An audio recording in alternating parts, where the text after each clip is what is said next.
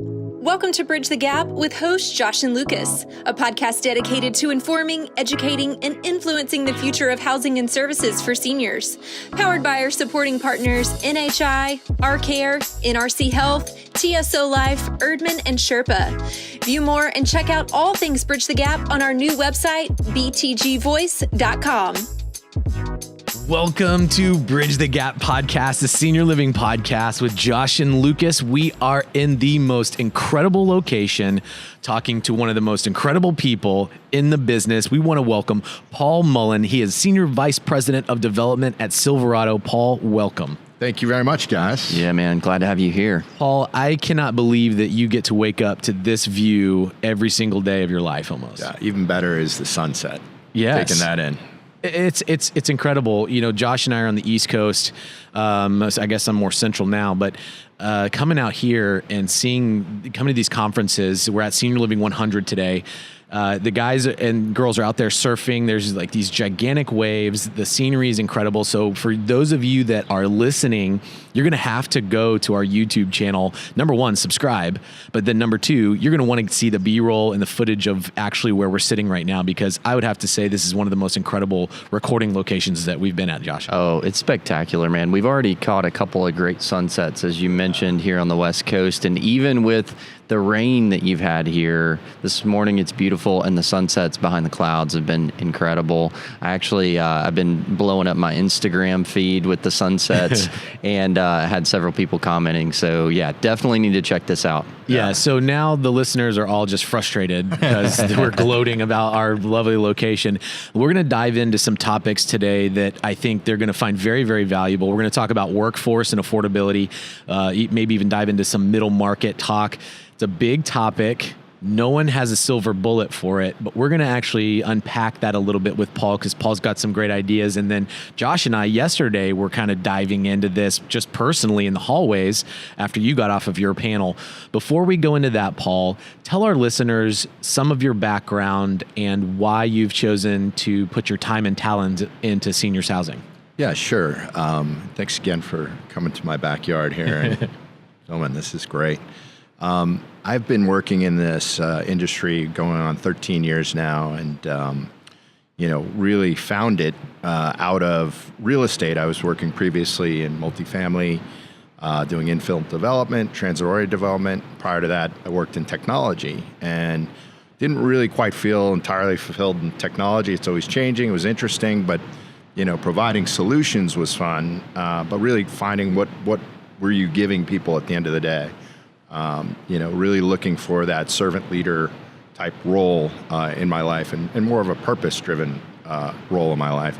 And I met Lauren Shook, our founder of Silverado, and he took me in and he said, hey, I'm not going to try and explain this role over the phone. Come visit Silverado, San Juan Capistrano, and you can see if you like it and you want to come move from multifamily into senior housing. And at the time, I was just finishing my MBA at USC and was thinking a lot about this demographic and the opportunities. And some of my parents and grandparents that had been in the senior setting in nursing homes in Brooklyn, New York, which were really clinical. And I thought to myself, oh, man, if this is going to be, where my Ukrainian grandmother was, spending her final days in a nursing home in Brooklyn, I want nothing to do with it because it was really a hospital. And I got to San Juan Capistrano, and there were dogs and kids and popcorn and, smell of popcorn in there and cookies being baked. And I walked in and I'm like, I want to hang out here. This is my kind of place, Grabbed a cookie, sat on the couch, started talking to, a resident that I thought just might have been somebody that worked there, and met Lauren there, and immediately the light bulb went off. This guy had a revolutionary way of presenting memory care as a real residential, purposeful environment rather than really a care setting. It was home, and I think something I heard recently from Margaret Wilder, with ProMature is people are looking for home and community. Those are the two big things in our market. They're not looking for the Taj Mahal of amenities and everything else. They're looking for a place they can call their home, and they feel like they're part of a community. And Lauren's really pulled that off with the team at Silverado. So that's why I joined. That's awesome. So, home and community, those two terms that you popped up. I think those really resonate with a lot of people. The panel we were on yesterday was talking a little bit about that, kind of beating around those topics, but that's really what it comes down to. So I fully agree with that. And I think also when you start talking about labor, we talk so much about the challenges, and there are real challenges with labor, but I think a lot of that, those themes, the team members, the employees are looking for that too. They're looking for a place they can call home with a sense of community and collaboration. And I know you guys have been doing some really cool stuff from a culture standpoint. So talk us through a little bit about what the culture's like in your communities and from the corporate office down, and how you guys really drive that. Absolutely. And first I'll say those kids that I encountered weren't just kids from a nearby elementary school. Those were kids from the caregivers that were there. And so we invite our caregivers as part of our culture to bring their kids to work. Oh, that's so cool. Create that multi-generational environment. And, there's not a ton of kids there. There's 4 or 5, but that's really meaningful to the caregiver who, it's the middle of the summer, they have nowhere to bring their kids. They can come to Silverado and go to the kids camp and interact with the residents that are there, which is cool. But it really does start from the top. Our whole philosophy is love is greater than fear. And what does that mean? A lot of people are afraid to talk about love. It's a squishy word, and how's that a business kind of term? But it is. I mean, if you're coming from love and compassion for everybody, your coworkers, your residents, everybody else, you're creating a culture that really shuns fear. You're not in the realm of fear and I made a mistake, I can't tell anybody, I'm going to brush it under the rug. That's the worst possible scenario, right? Coming from love, hey, I made a mistake. Oh, well, let's talk about it, and we can all figure it out. There's never a problem that's too big to just get together and solve, right? So that's really coming from love in a kind of business environment. But in our care environment, in our communities, coming from love is all the caregivers loving the residents. I always say to anybody looking at senior housing as an option for their family or loved ones, count the smiles. When you walk in, are the residents smiling? Is the front, receptionist smiling? Are the caregivers smiling? If everybody's smiling and having a good time, you can't fake that. That's it. And it's home, and there's some community and culture behind it. Yeah. So talk us through. I love the fact and appreciate you being so transparent, kind of unveiling the curtain, what's behind the scenes. So on that topic, so most of your communities what would be classified as memory care? Yes, indeed. Okay. So with that population, typically a little bit more frail environment, some high acuity. But I want to dig a little deeper on this idea of the children being able to come to work. For a lot of our operators and the stakeholders in our industry, there's a lot of talk about that kind of stuff, this kind of intergenerational programming. I like that you guys are intentional with that, but speak candidly, what, if any, of some of the challenges have you encountered with that? Because I can imagine if you just say free for all, bring your kids, then you've got potentially some issues that you have to mitigate and things like that. But what kind of obstacles, if any, have you guys encountered with that? What kind of parameters, if someone is out there thinking, we would love to do something like that, but not sure what to do? It kind of scares us a little bit. Yeah, without a doubt. And I'll share with you guys, I'll follow up with you via email. We have a set of policies and procedures that outline, hey, what's the age of the child, and are they independent enough to take care of themselves? And hey, the parent, is there and caregiving, but you got to be responsible for your child at the same time. So it's not, babies all the way through teenagers. It's really a kind of set of kids, let's call it 5 through 11 or so, that are visiting and spending time with us. So yeah. But the magic behind that too isn't just it's a caregiving service. These kids, many of them, have grown up and now become caregivers or joined the company, and the stigma and the fear of dementia and the elderly, let's call it ageism, is gone from these kids. They're surrounded by seniors, and it's one of the best things that comes out of that program, really, is that education. That's so fascinating. So what states do you guys currently operate in? We're in 8 states. California is really where we got started. So we're in Southern California, Northern California. We just moved into Washington State in the past couple of years. We're going to continue to expand around Seattle. Texas, Arizona, Utah, Wisconsin, Illinois, and just recently in Virginia. Wow. So yeah. So in you Alexandria. guys seem to be doing some pretty cutting edge things when you guys are in the media a lot and things like that. Some great stories. So in the regulatory environment from state to state, it seems like oftentimes when you want to do something a little bit different and out of the box, some of your toughest obstacles are convincing those state regulators that the intentions of it and that it's safe for the residents. What are some of the things surrounding children in the workplace and the dogs in the workplace, the pet-friendly communities and things like that? What have been some of y'all's challenges, and have the state authorities, have they been pretty welcoming of those cultural differences? Yeah, the kids and pets aren't such a big problem. It really comes down to the level of care and the skilled nursing kind of lobby, let's call it, in the state of California. For instance, it took Lauren and folks like Major Chance, who were kind of the visionaries and starters of true assisted living in California 20 years ago, to break down the walls and with the regulatory folks say, hey, this isn't a nursing home. We're providing a level of care that's similar, but we don't have people on ventilators and oxygen, so they really spent a lot of time breaking down that wall. With the pets, some funny things have happened. We have miniature ponies in Encinitas, Hocus and Pocus. We had our state review going on, and the woman's walking through with her clipboard, and all of a sudden Hocus walks by in the hallway because they come in the community, and it's part of that. I'm getting a good vision here. She walks by, and the horse goes by, and a minute later she goes, "Was that a pony?"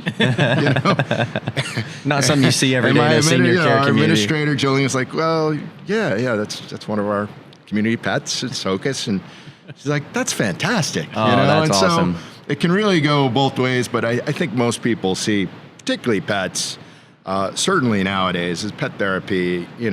So one thing that gives complete unconditional love, and that's usually a dog or a cat, an animal, and that really helps the environment quite a lot.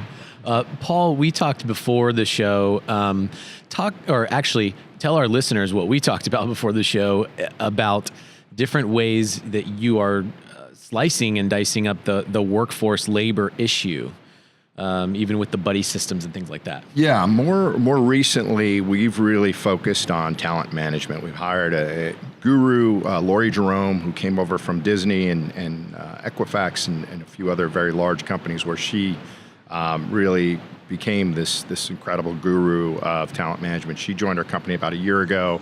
She's creating an incredible policy, procedure, guideline, and program around how we can really improve retention and attract the best leaders. I think a core tenet of what I've learned through working with her and working in our environment is look at character and culture first. In any person that you're talking to about coming on board.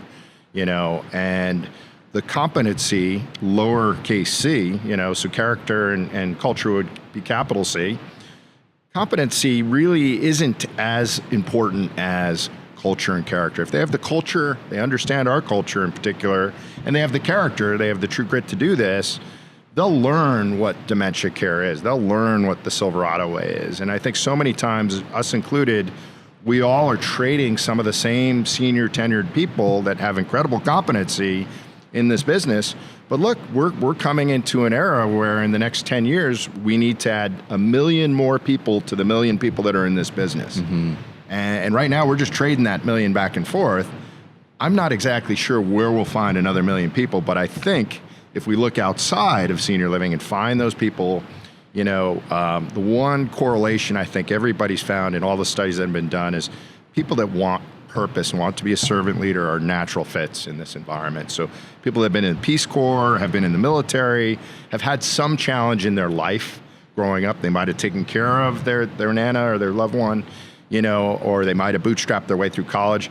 Those are the people that usually are the most successful leaders in our business that we found. I think that's so awesome that you guys have intentionally gone and recruited someone to spearhead that effort. It says a lot about what you guys do. So what are you guys finding is important to your team members as you're looking, as our listeners are looking to attract? what are the important variables? Because all the time you hear about labor, wages, you hear about benefits, you hear about career pathways, but is that all there is to it? Is those things, or are there other things that are critically important that people need to be focusing? Yeah, I think part of it is creating, once again, that home and community environment. It all comes back to that. And more than we all keep talking about patient-centered care, right? And person-centered care. How about staff-centered, care? And what are we doing to make them feel like they're happy, they're part of the family, everybody's part of the Silverado family. The families that bring their residents with us and the associates and caregivers that are with us are all part of our family, and treat them that way. And if they feel that way, the margin error on how much you're paying them, $1 more, $1 less, isn't quite as strong as, hey, I have a free or next to free lunch every day, and I can bring my kids to work. There's pets there. It's a great environment. I have a flexible schedule. We are starting to look at some interesting opportunities around productivity, with both Kronos and some of the other time management software platforms now. They're looking at ways to find, how do you take that same worker that might be a housekeeper, but also has trained to be a caregiver or CNA, and really multiply their productivity. They may want to work a whole heck of a lot more than just the shifts you have them on. And through some of the new platforms like Kronos Dimensions, for instance, you can see, hey, this person's trained that way. They want to be on multiple shifts. Let's plug them in because this other person couldn't be there. So I think, particularly for millennials, it's important to see, how can you create a flex schedule for folks to come in when they really want to work and increase productivity with the labor force you have? So that's one, I think, vital way to kind of be a really multiplier effect on the workforce you have. Going out from there, I heard a really cool idea here at Senior 100 is, somebody had mentioned they have a business card with their community on it, a picture of their community and their name on the back.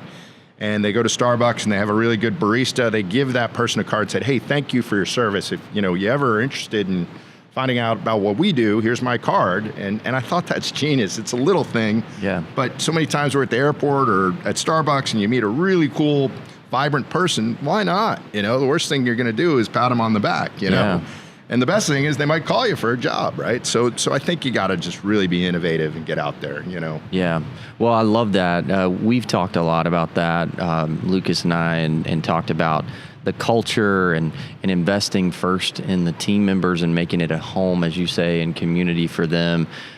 Just recently, I was sharing this with Lucas and our producer, Sarah. We had the opportunity to start taking over management of a community that, by all industry standards, it was not flashy, didn't have the bells and whistles, no insurance benefits for the team members. And going into it, kind of going through the checklist of what all this community didn't have, my mind automatically was going to, oh my gosh, this is really going to be a challenge. And there's always challenges, but what I was amazed on, and I think this is where the paradigm has to shift a little bit as far as the talking points, is none of them were talking about labor wage, that they were paid or not paid. They weren't talking or interested in the insurance benefits, but they're the happiest people. They've all been there, these caregivers, for years. And so there's basically no turnover, but they've got the culture, the home and community down. So I think that's something that, to hear you talk about that as a large platform, that you guys understand that. I think a lot of the single owner operators get that because they're pouring their heart into it, but it's really refreshing to hear it coming from a much larger operator. So kudos to you guys for talking about that. Yeah, Paul, I'm also impressed. It's obvious that servant leadership is part of the DNA at Silverado, and it's definitely a part of your DNA. You're, vice president over development and construction, and community management on a facility level, and you're the spokesperson for the company's culture and workforce, and so there's a lot of dimensions here, and this is part of the reason why I love the senior living industry so much, is because there's so many talented people. And that bring, when you're passionate and you bring your heart and soul to the industry and to your work, it's not just checking a box that I'm only this. You care about the whole organization as it, how it impacts your staff. So thank you so much, Paul. I want to mention also, Paul is a alumni of the Future Leaders Council at the NIC conference. He's one of the original ones. You've been a mentor to me over the past couple of years in helping me onboard in that process. I know the FLC highly respects you. And for any of the FLC members that are listening, this year is the 10-year anniversary of the FLC program, and we're planning a blowout at the end of this year. Celebration. Paul's going to be there. He's going to be a big part of it for sure. So be looking for that from NIC conference. But Paul, we know that you have a busy day. You're going to head back over the hill here and get to work. Thank you so much for offering your time. Yeah. One last thought too that I want to bring about workforce and affordability. Why not combine the two, right? One of the best ideas that's really surfacing is forget about, labor and hiring people. Why not volunteer? Why not find volunteers? Look at the European model, right? A lot of what they have in multi-generational housing isn't senior housing. It's an environment where you have a preschool and you have volunteers visiting to check in on the seniors. The seniors are taking care of the kids. If you have an independent living, assisted living and memory care environment, why not have the independent living folks be buddied up with the memory care folks? Yeah. Once again, force multiplying what you really have already. And it gives these people purpose. They like, sharing their time with people with dementia and caring and being part of that purpose-driven culture. So I just want to add that in as a last thought, because I think there's so many different ways to really think about this beyond just the labor rate and the fact that we're so far behind in getting people in. Hey, who are the people we have today? So awesome. Well, thank you for taking time, sharing your insights. We look forward to connecting our audience with you through the show notes. And so thanks for being here Absolutely. today. Thank you, Josh. And so Thank to you, our Lucas. audience, what do you guys think? What are your thoughts and opinion on workforce and affordability and the things that Paul were talking about? Are you doing these things in your community? Connect with us at btgvoice.com. Send Josh and Lucas a message, and we'll also connect with Paul in the show notes so you can reach out to him and the people at Silverado. And thank you for listening to another great episode of Bridge the Gap. The podcast team wants to hear from you. If you're on Instagram, let us know your takeaways. Take a screenshot of the show you just listened to, tag BTG Voice, and we might just share your thoughts. Thanks for listening to Bridge the Gap.